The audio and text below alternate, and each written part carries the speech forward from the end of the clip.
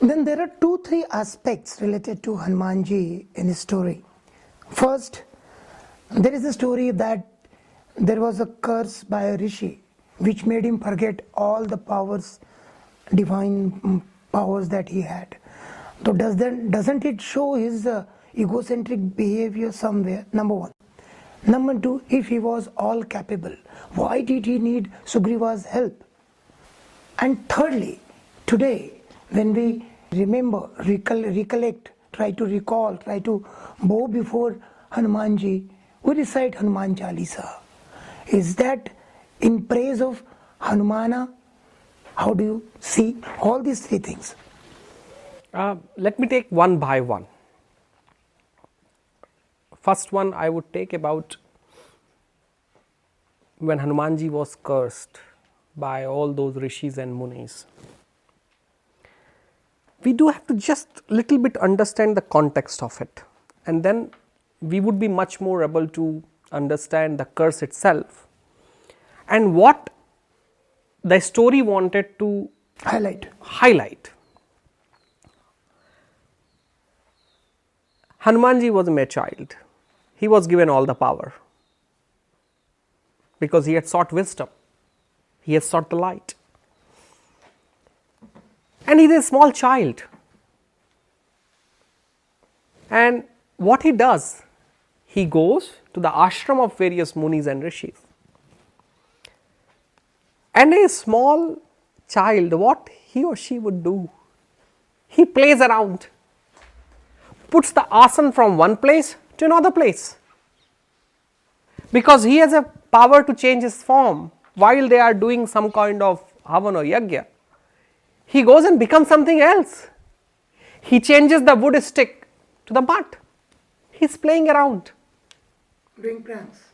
Doing pranks. Let's call it pranks. See how humane he was. How humane he was. Exactly doing what a child would do at that age without being serious.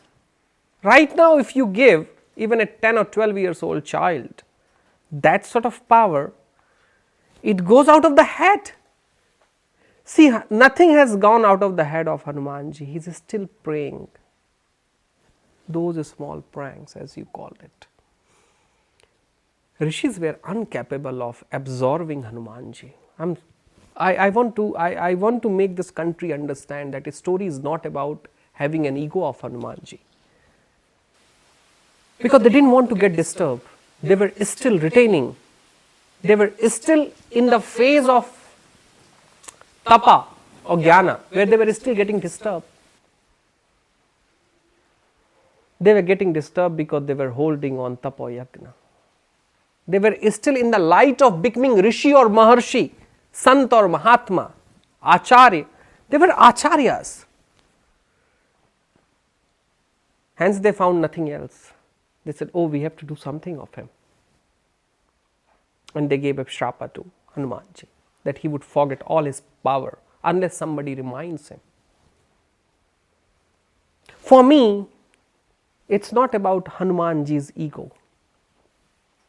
For me, it's about people like me who still behave the same. Just go around in the temple, and generally when I go, a child who's playing around with the flower, who's playing around the flower of Hanuman Ji or Sita Ji or Chandan or something, Pandit comes forward and it screams like a hell, like a Rakshasa has entered. Actually, we have forgotten that touch. And Hanuman Ji relates exactly the stage that we are in.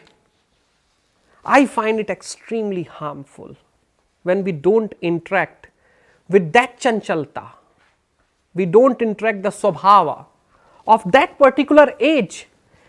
If we had got that capacity to interact with that particular age, I am telling you, there would have not been only one Hanumana. There have been millions of Hanumanas in this country. And still, if we are unable to make or generate or create or having a symbol of Hanumanajis in this country, the problem is not that divinity doesn't exist. The problem is us because we do not interact with the people of that particular age with their own medium. Are we playful? Are we having the sense to interact with the kids like they are, the way they are? Instead, we want to make them serious as we are. We want them to have the same meaning that we have. We do not want to have the meaning like Hanuman Ji had in that childhood. So it was not ego of Hanuman Ji. I'm so sorry, I feel it was ego of people like me, the Acharyas, the Santas, the Mahatmas, the Rishis, who defied, who didn't see that the person to whom even devas have flowered, all these brilliance, who are we to give a curse so he or she can forget about that? Hanuman Ji can forget about it. It's not the ego of Hanuman Ji, it's the ego of us that we can curse somebody. And I wish that disappears from this earth. The day this disappears from this earth, probably we would have something new emerging. And that will be an emergence of Guru. That would be an emergence of Guru. Because there can be Mahatmas, there can be Santas, there can be Acharyas. But unless we all transform ourselves in Gurus, the cursing will be constantly happening. And then if he was capable, why did he need Sugriva's help? Interesting that he didn't need anybody's help because he was all capable. But he was so humble that see, what happens that when a time is bad, if you want to test somebody, a group of people, friends, relatives, anybody, it's on the bad times. Sugriva was going through one of the weirdest and worst time of his life, where he is running all over the world and he is in that Rishumik Parvat, the hill. And who's around him? Few of the people who didn't leave Sugriva in the bad time. So Hanuman Ji didn't need any help of Sugriv, but Sugriv had to take the help of Hanuman Ji. But it was Hanuman Ji humility. It was his humility that while seeking help of Sugriva, he helped Sugriv, and that's the nature of divine. He requires our help, but that help is not ours. He is helping us through being helped. That's the spiritual context of it. Your third question was about Hanuman Chalisa. Hanuman Chalisa. If it's a praise of song, What is so spiritual about it? it's a deeply spiritual about it, and we don't have to go anywhere.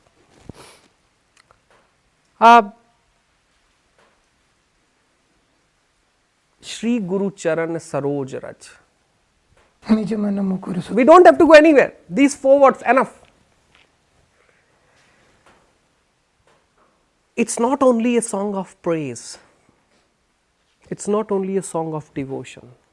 It's not only the kavita, the kavya, where Hanuman Ji is praised about. It's one of the most philosophical, spiritual kavya in 40 couplets that was written after Sankaracharya. After Sankaracharya ji, if anything that completes in a poem the whole sense of spirituality, it was Hanuman Chalisa. Since we have not given Hanuman Chalisa, look, this country is very special. So first this country wanted, when Tulsidas ji wrote this poem, he wanted everybody to recite it. Because if people have recited it, the poem will exist for millennia. So that work is complete. Now we all know Hanuman Chalisa.